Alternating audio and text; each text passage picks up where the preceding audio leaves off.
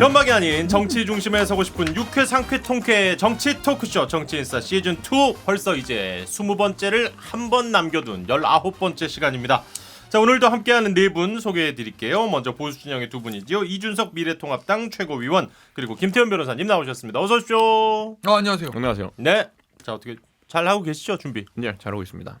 김태현 변호사님도 이제 네? 뭐요? 방송 준비하셔야죠. 저 해야죠. 네. 저는 항상 잘합니다. 네. 저 앞으로도 잘할 거예요. 저는. 자, 그리고 맞은편에 계신 두 분입니다. 민주당 선대위 대변인 맡고 있는 현근택 변호사 나오셨습니다. 어서 오십시오. 네, 안녕하세요. 현근택입니다. 자, 그리고 오늘 또 새로운 얼굴 한 분을 모셨습니다. MBC가 발굴을 해서 요즘 방송계에서 많은 활약을 하고 계십니다. 얼마 전까지 민주사회를 위한 변호사 모임 민변이라고 하죠. 사무차장을 하셨다고 하는군요. 김준우 변호사님 나오셨습니다. 어서 오십시오. 반갑습니다. 김준우 변호사입니다. 네. 자, 이렇게 또 새로운 얼굴과 함께 정치인싸 19번째 시간. 이제 방송이 이제 내일 아마 업로드가 되면 3월 31일. 그러면 이제 4월입니다. 하나 궁금한 거. 예. 나 갑자기 나 김준호 변호사 만날 때 한번 물어보려고 그랬어. 음. 이번에 왜 비례 제안 안 왔어요? 아니 왜냐면 농담 아니라 민변 사무차장에 항상 한 자리씩 있었잖아. 예전에 이재정 대변인 그 전에도 있지 않았나? 현직에 있는 분들은 가지 않습니다. 가지 않습니다. 아니 근데 이재정 이번에 대변인이 아이고 청와대 비서관 같은 사람도 바로 사표 내고 가는데 뭐. 아니 근데 아니 이번에 예전에 그 누가 이광철 사무차장? 예전에 차장을 차장. 했죠. 네. 아니, 근데 차장이 이번에 원래 가는 코스인데. 김준우 변호사랑 제가 방송을 매주 같이 했는데 네네. 워낙 연동형 비례대표제 국면에 있어가지고 자기가 이쪽을 지지하는 바람을 많이 했기 때문에 예. 이번에 뭐 어떤 제안이 왔어도 가면은 바로 오해받는 상황이 있을 거니까 아하. 그러네. 그건 할 수가 없지 그건. 그래요. 좋습니다. 오늘 또 근데 생각도 안 하고 예전보다 우리 민주당이 예전에는 이렇게 민변이나 뭐 참여연대 이런 분들하고 이렇게 뭐 비례대표도 같이 하고 많이 했거든요. 예. 예전에 그랬는데 요즘은 좀 안 그런 분위기예요. 그거를요. 제가 사실은 이제 법적으로 영입을 하잖아요. 그렇죠. 근데 이제 보면은 이제 우리 쪽은 그냥 다 거의 정관이 많았고. 그렇지. 저 민주당- 검사장 뭐 지검장 그래서- 이런 사람 특히 검사장 출신들이 많이 목포만 하나 가요. 차려도 돼? 그냥 그렇죠. 정관으로. 근데 이제 민주당 쪽 민변 특히 사무차장에 한참 그치, 비례 그치, 가는 그치. 자리 부르는데 이번에 사실은 솔직히 얘기하면 처음에 영입했을 때 보면 법조인 영입할 때 민변 쪽을 전혀 안 하고 나름 전문가 그룹들 했었어요. 뭐 예를 들면 저 일산 환경, 나오는 누구죠? 뭐 환경 이소영 무슨 홍정민 뭐 변호사, 홍정민 이소영 변호사 뭐 뭐 스타트업하고 이런. 그래서 내가 민주당이 이 영입 작업을 되게 잘한다라고 생각했었거든요. 근데 뭐 그냥 뭐 막판 가니까 뭐 그냥 다 에라 모르겠다. 뭐 그냥 뭐 에라 모르겠다까지는 비례 막 아니고. 아무나 주고 뭐. 근데 정확한 지적이신 것 같아요. 그러니까 시민사회에서 오래 활동했던 분들을 비례나 지역구 공천을 많이 했던 흐름이 있었는데 이번 네. 총선에서는 완전히 이제 아닌 방식으로 가다가 셀럽이나 인플루엔서 중심의 영입을 좀 가다가 마지막에 더불어시민당 그 시민사회 몫에서 조금 이제 기존 시민사회 분들이 좀 들어간 그런 형국이었죠. 양이원영 이런 분들은 진짜 네, 뭐 이제 그런 분들. 그러니까 사실은 비례대표 공천에 대해서는 뭐 보수 정당은 할 말 없어요.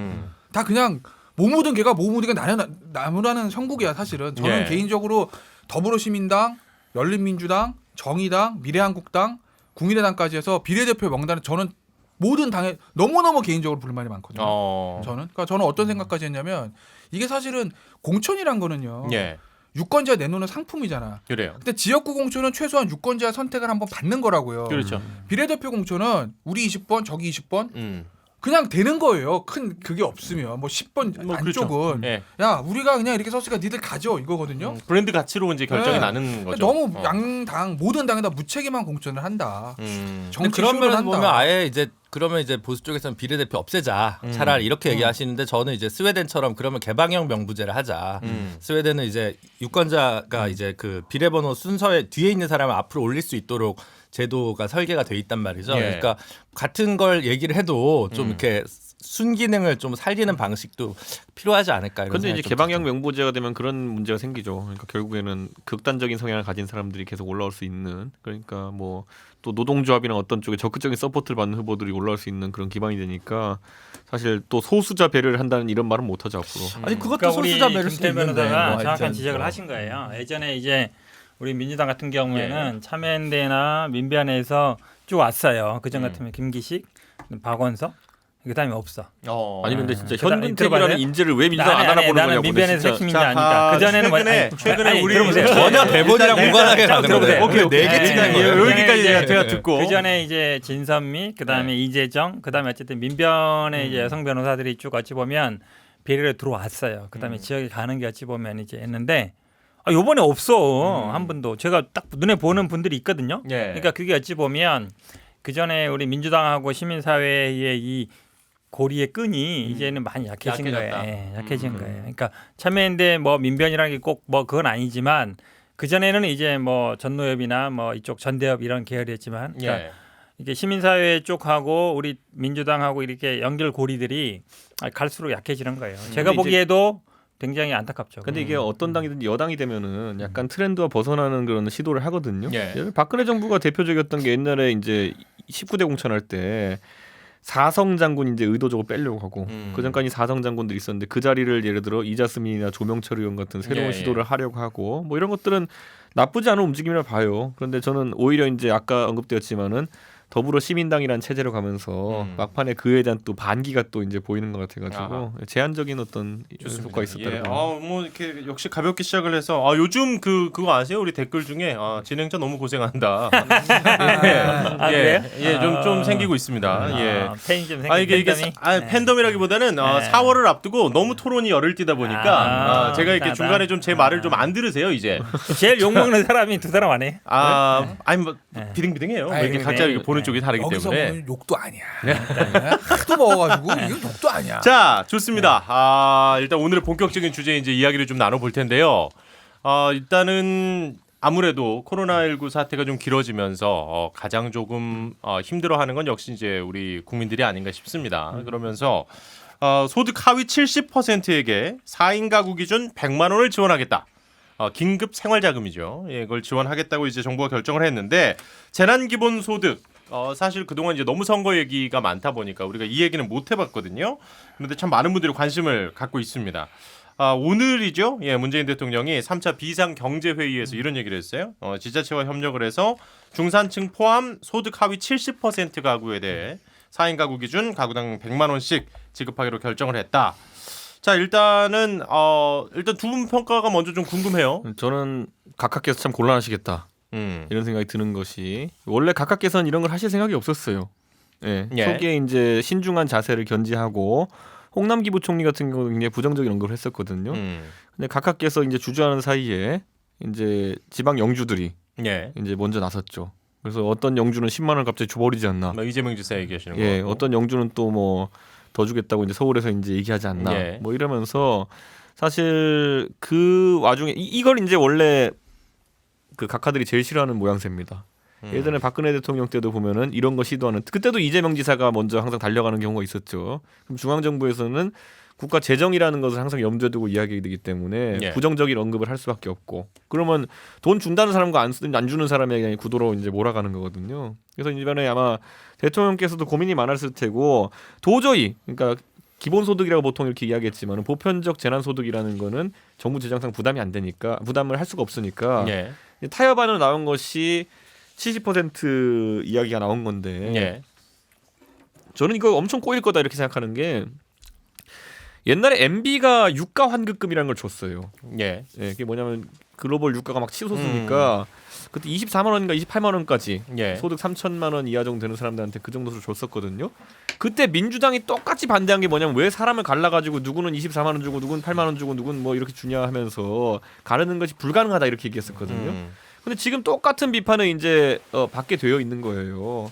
사실 우리가 소득 기준이라고 하지만은 그 봉급생활자와 그 자영업자, 프리랜서, 예, 내지는. 그리고 뭐 그러니까 종합소득세 신고하시는 분들의 소득이라는 것은 1대1 비교가 어려운 지점이 있거든요. 그렇죠. 예, 그렇기 때문에 저는 이거 아마 옆집에 개똥인 받고 난 못 받냐 이거 얘기로 올 한 해 아마 계속 얘기 나오지 않을까. 70%를 이제 정하는 것부터가 쉽지 않을 거다. 일단 이렇게 보시는 것 같고. 김태문 근데 변호사님? 정말 각하께서는 이런 걸 원하지 않으셨어요. 그러니까 이런 국면은. 그거는 이제 직접 들은 얘기는 아니니까. 아니, 저는 그럴 예. 리가 없죠. 그러니까 이번에 주저를 할 수밖에 없었고 대통령께서 지난주에 이제 한번 그 아직까진 검토하고 있지 않다. 그 다음에 조금씩 이제 전향적인 발언들을 해나가시거든요. 일단은 그거는 좀 반대쪽 의견도 좀 들어보고 일단 김태문 변호사님. 근데 이거 뭐 잘했다 못했다라고 평가하기 전에 네. 지금 쓸 수 있는 카드 이거밖에 없었어요. 그러니까 뭐 써야 되는 카드가 맞아요. 그러니까 워낙 기본적으로. 지금 어려우니까 지금. 왜냐하면 네. 사실은 우리나라 이제 경제나 이런 것들이 미국이 하는 것을 따라갈 수밖에 없거든요. 지금 예, 거의 예. 워낙 선도하는 국가니까. 그러니까 금리 같은 것들도 보면 우리가 하는 이 금리를 내리거나 할 때 미국이 먼저 움직이고 그 다음에 먼저 미국이 내리면 그렇죠. 우리 따라 내리고 네. 미국이 돈을 풀면 우리도 따라 풀고 이렇게 한다고요. 왜냐하면 기본적으로 원하는 기축통화가 아니니까 달러의 맞아요. 움직임을 보고 거기에 따라갈 수밖에 없을 그렇죠. 거예요. 근데 미국에서 이미 그것이 포퓰리즘이든 아니든지 간에 일단 지금 너무 급하니까 돈을 풀었기 때문에 그렇죠. 우리도 안 풀 수가 없는 뭐 상황이에요. 헬기로 뿌리더라고요. 그리고 오늘 보시면 되게 이제 재밌는 기사인데 네. 원래 사실 돈 뿌리는 거에 대해서 보수 진영에서 굉장히 일단 알레르기 반응이 있습니다. 근데 오늘 대표적인 신문인 보수 신문 조선일보. 예. 예, 오늘 보면은 이제 세계적 석학 3인의 이제 인터뷰 기사가 나왔거든요. 그 3인의 공통 빨리 풀어라. 과감하게 빨리 선제적으로. 늑장 부리다간 2008년처럼 일본꼴 난다. 이 얘기까지 나왔어요. 장기불황의 봤죠? 그러니까 그 정도로 꼴로. 그 정도로 지금 보수 신문에도 사실 그런 논조를 가지고 있는 거예요. 그럼 지금 이게 보수 진보 문제가 아니라 기본적으로 지금은 워낙 내수가 침체돼 있기 때문에 그렇죠. 돈을 좀 돌게 해야 되니까 돈을 뿌리는 것밖에 없다라는 건 맞아요. 예. 그래서 저도 뭐 이거는 이렇게밖에 할 수 없을 거라 생각은 드는데 다만 그 지속적인 효과하고 그 재원의 조달에 대한 문제에 대해서는 조달. 조금 항상 이제 문제를 좀 지적할 필요 있을 것 같아요. 그래서 오늘 이제 보면은 대통령이 하는 것도 일단 예산 좀 줄이고 뭐 정 안 되면 국채 발행 얘기까지 나오는 것 같아요.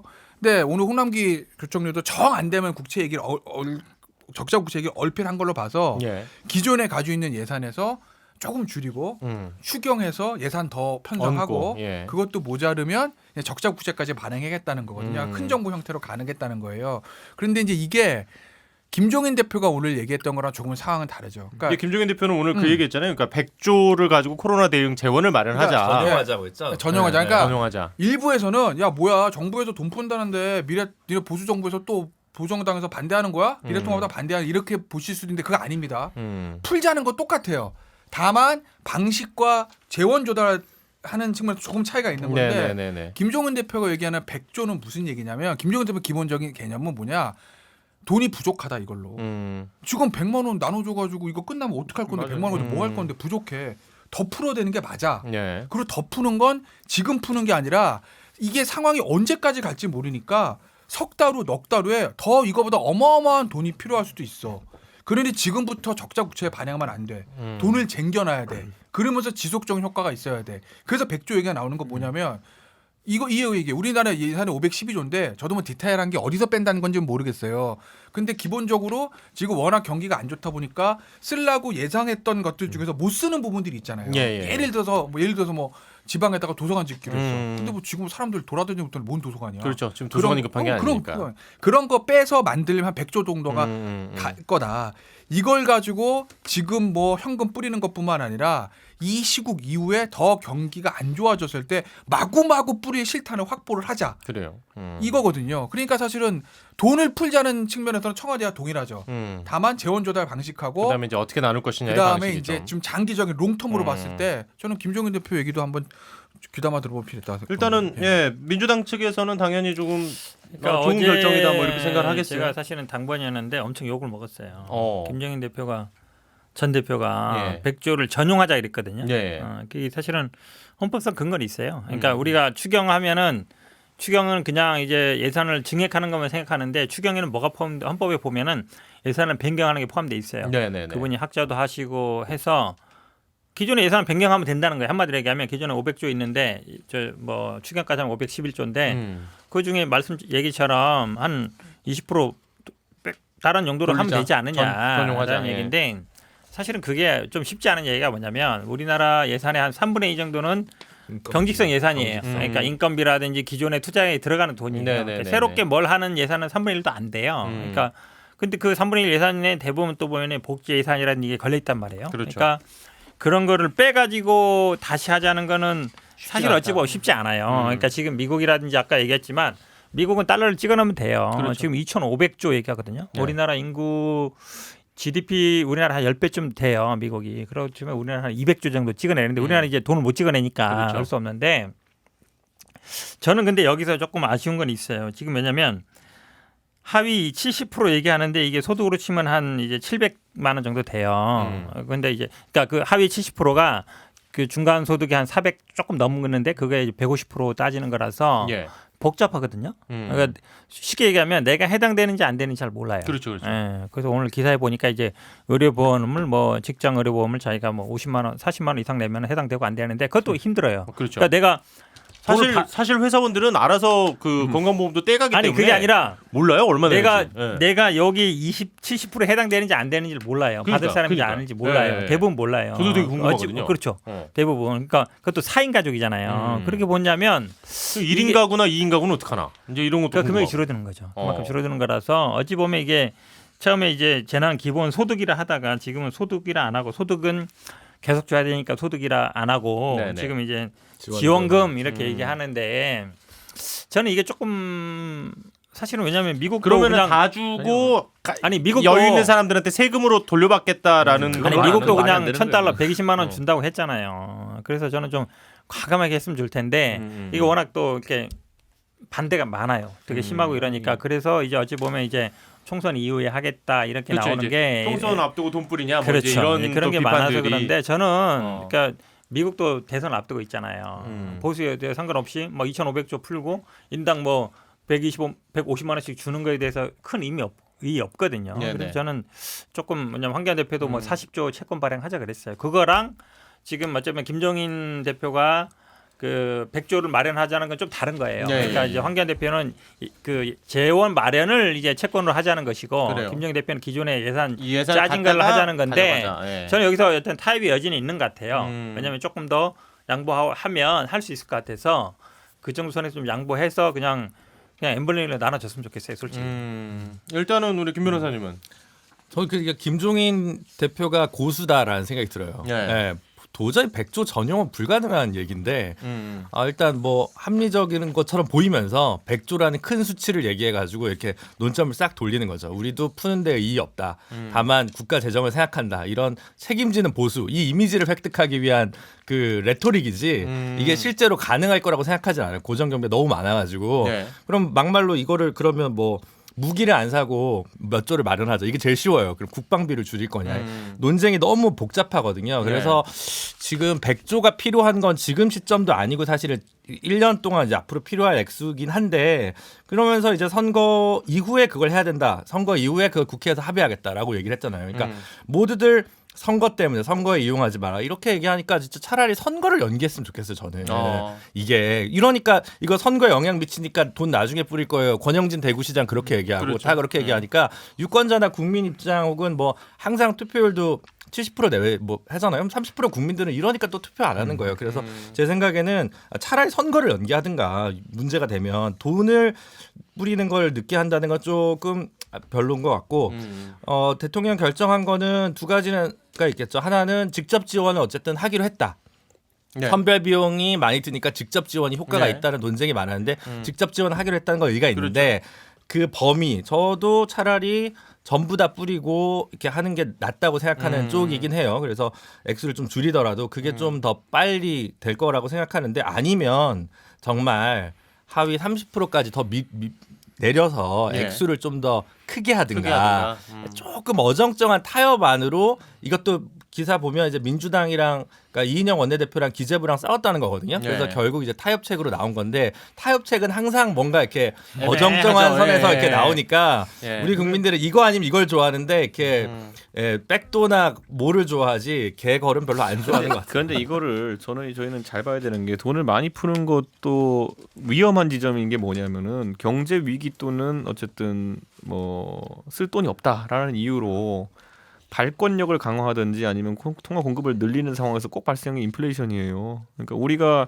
지금 그리고 특히 지금은 더 위험한 게 뭐냐면은 만약 내일 당장 여기 우리한테 100만 원씩 갑자기 없던 돈이 생겼어요. 그럼 우리 넷이서 진짜 짠 하고 작심하고 술 마시자 해가지고 한 10만 원 쓰고 뭐 쓸 수 있는 재화가 굉장히 제한되어 있어요.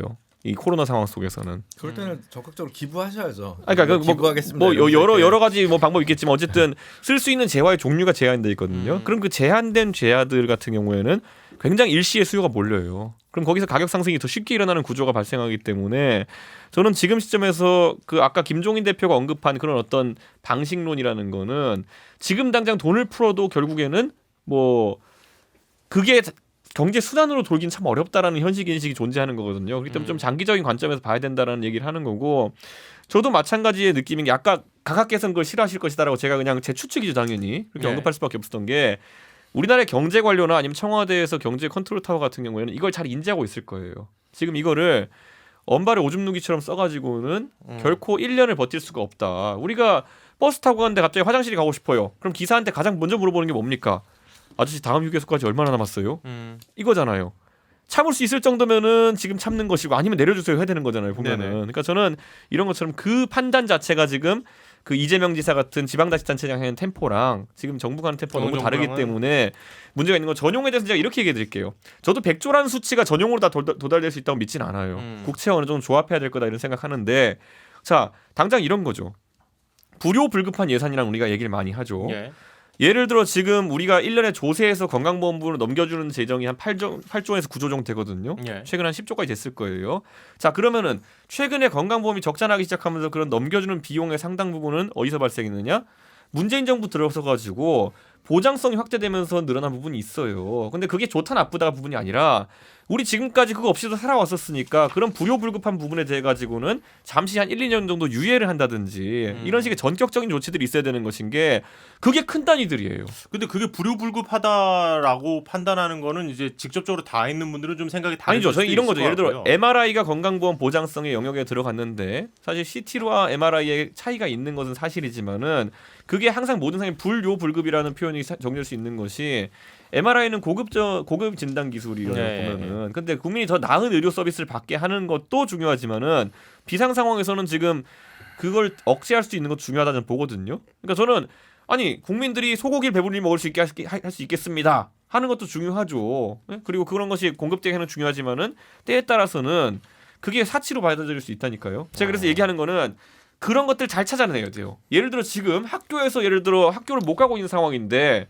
학생들한테 성인지 교육 예산이다 뭐 이런 게 있다고 하면은 지금 그건 지급을 보류해야 되는 것이 맞죠 그거는. 어떤 의미인지는 알겠어요. 근데 아니 성인지라서 제가 쟁점 삼는 게 아니라 저는 그런 쟁점이 아니라 그건 아닌 거 알겠어요. 아는데 그렇게 해서밖에 매출이 안 생기는 부분이 있어서 사실은 그게 국민들 보편으로 보면 불효불급인데 그걸로 돌아가는 경제가 있잖아요. 그렇죠. 공에서 이제 발주하는 것들에 의해서 지급되는 예산과 매출 그것 때문에 생기는 문제점들도 있어서 그게 그렇게 간단하게 정리될 문제가 아닌데. 그 문제는 제가 이렇게 할게요. 전 정의의 문제를 보는 게 예를 들어 학교에서 교육을 안 해가지고 뭐 그런 강사를 해서 먹고 사는 분이 있는데 그 강사의 소득을 보전해야 된다는 논리라면은 저는 민간 영역에서 똑같죠. 택시기사들이 손님이 없어 놀고 있는 게 택시기사 탓입니까? 하지만 그분들은 지금 감내하고 있는데 왜 그거 강사하는 분들은 일 안 하는 상황 속에서 그 예산을 보장해야 되냐는 아니 그래서 거죠. 보편 지급하는 재난 기본 뭐 지원금 같은 게 필요한 이유가 이건 그거 저는 충분히 다 맞는 얘기라고 생각하는데 그거를 논의하고 선별하는데 시간이 제가 볼 때 한 달 이상 너무 오래 걸리고 걸릴 것 총선도 같다. 겹쳐 있어요. 그러니까 당장에 이 한두 달 맞는 말씀이신데 네네. 지금 필요한 건 시급한 가뭄의 단비가 잠깐 필요하다. 아니 저는 예를 들어 노원구 네. 예산 제가 오늘 구예산 보고 왔거든요. 탈축제 취소해야죠. 그러니까 제가 그 얘기하는 게 뭐냐면은 진짜 불효불급 예산은 우선 빨리 출연해야지 국민들한테 그게 인정될 수 있는 거예요. 알겠습니다. 그러니까 일단은 워낙 지금 급하니까 어느 정도의 그 긴급 그 지원이 필요하다는 거에는 아마 뭐 모두가 동의를 하시는 것 같고 그런데 이제 좀 범위라든지 특히 재원과 관련돼서는 좀 더 디테일하게 우리가 들여다봐야 될 필요가 있다. 요 정도로 정리를 하면 될 것 같고요.